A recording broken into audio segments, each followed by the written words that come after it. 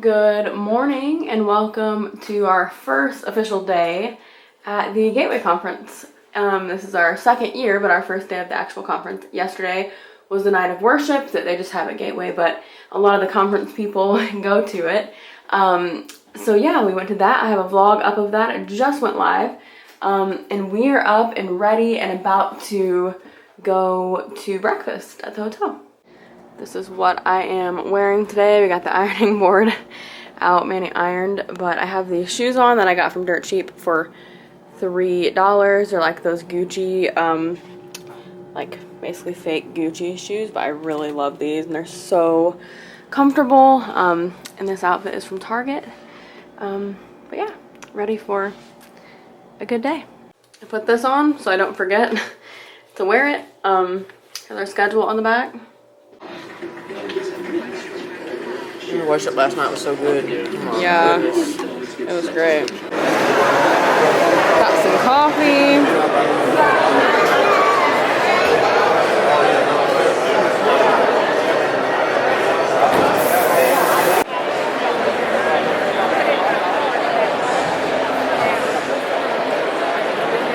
They're whispering. You excited? Bella. Good morning. Are you excited? Yes. We're gonna have a good day, huh? Emma's like about to fall asleep.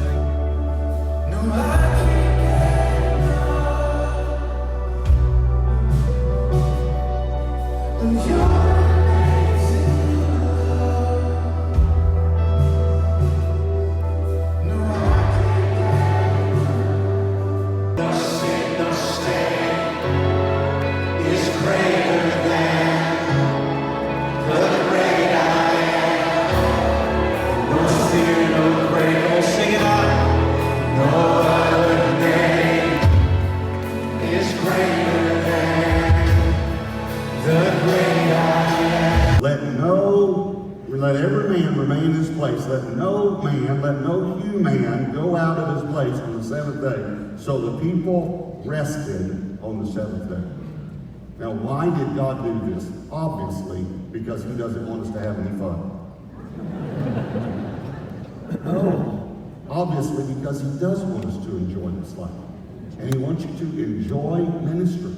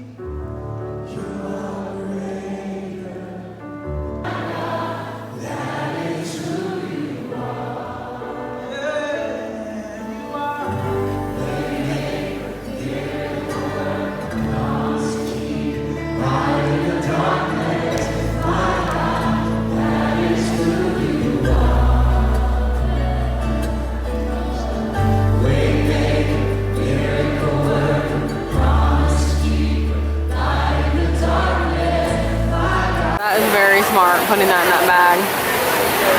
So it's lunchtime. Nuke's catered. See what we got. I love, yeah, that they separated that. That is so smart. This looks really good. Look at this. That looks good. I got like crispy steak. Manny said when he woke up this morning he couldn't wait for lunch. He loves sandwiches like this. We can trade if you want that brownie thing. Y'all need anything? I don't think so. The salad? I'm good. This will be plenty. Thank you. I got an extra for you. Alright, second. Yeah. All right. So we are outside of Gateway, and we just had lunch. It was really, really good. Like so good. It's exactly what we were wanting today.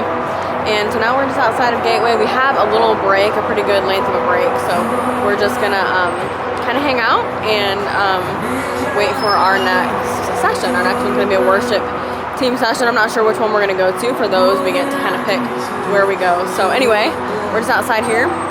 We took a picture in front of this last year. I'm trying to get one this year too.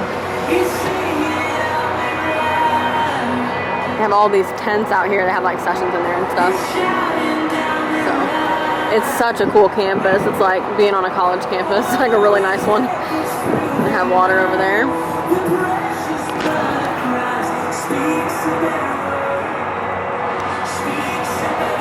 So far, the first session was heavily focused on like rest again, which I talked about last year.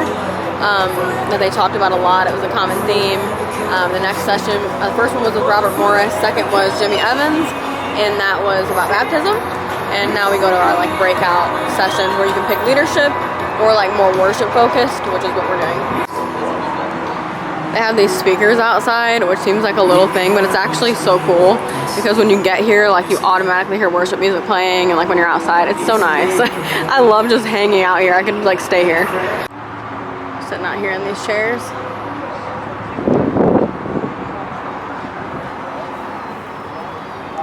I keep telling our pastor that we need like an outside thing like Gateway at the church for our staff to hang out. So, Pastor Steve, if you're watching this, I'm currently figuring out what we're gonna do for our outside hanging out area. So, I have a plan. Probably can't even see my screen, but I'm on Planning Center right now, scheduling the songs for the weekend. And my key is not in here for this song, so anyway, yeah, I'm scheduling for the weekend. We're just sitting out here while we're on a little break.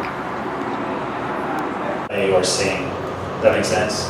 So like a lot of times what happens is when you serve on the worship team, there can be that, well, I'm on the worship team and that this is the kids ministry, or I'm on the worship team and this is the students ministry, as opposed to like if you're serving in the students ministry, you are a student leader that happens to lead worship and or play an instrument.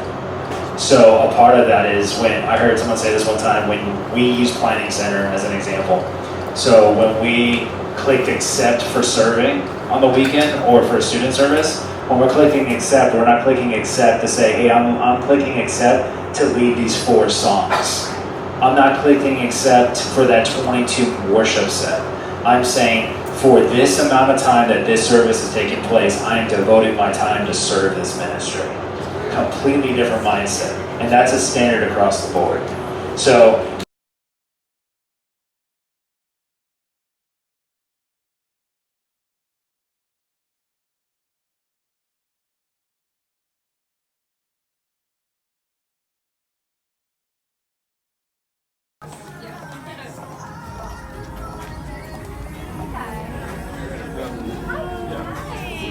got to set up in here all our snacks and everything.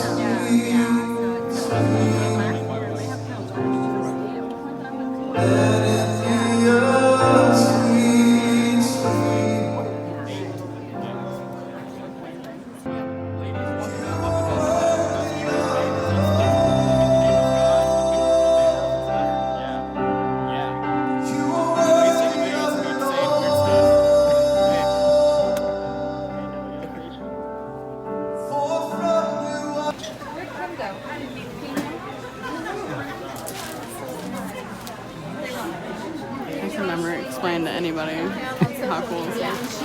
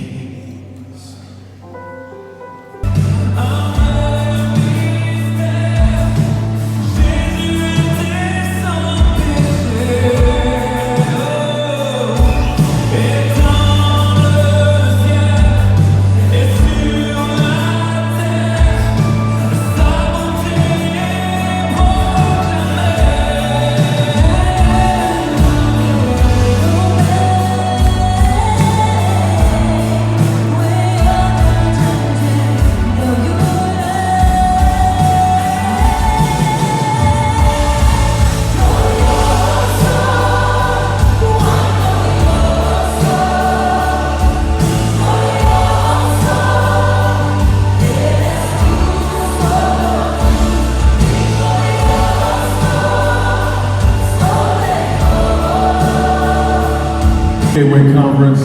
I'm excited to be my campus pastor. Just had a baby. He just visited that was cool. I was at his house actually when his daughter started crying, his other daughter started singing. He changed the story a little. She actually started singing Baby Shark. That's what she was singing. It sounded emotional when he told the story, but that's not what happened. No, that's absolutely what happened. So I love this. So this conference so far has been awesome. We had Jimmy Evans up here, Brandon, and I don't want to see him teach with his hands anymore. It's pretty uncomfortable. Yeah, grown men squirming in their seats. On the break, I actually went home and threw away all my turtlenecks. I was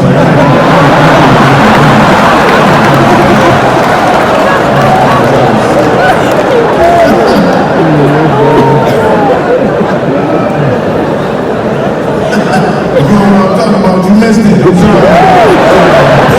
You probably wearing a turtleneck right now. That's why I'm doing Morse code on this dude back. I tapped so hard he burnt like two feet.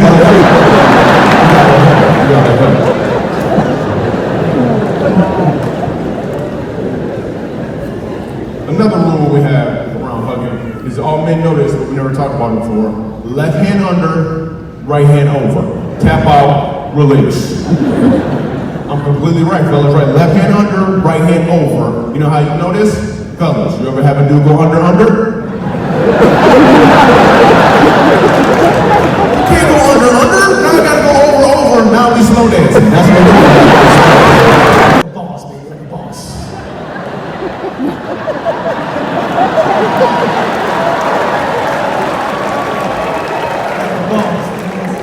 Put me right nuts.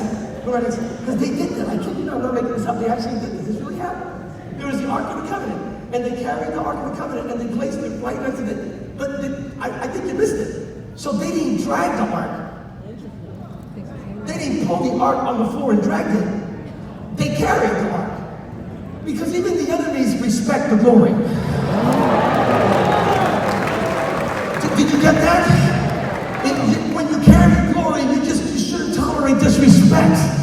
They carried the Ark and they placed it right next to Dagon. This is crazy. The optics of this are amazing. This is what it looked like. That's Dagon, a statue of a false god. And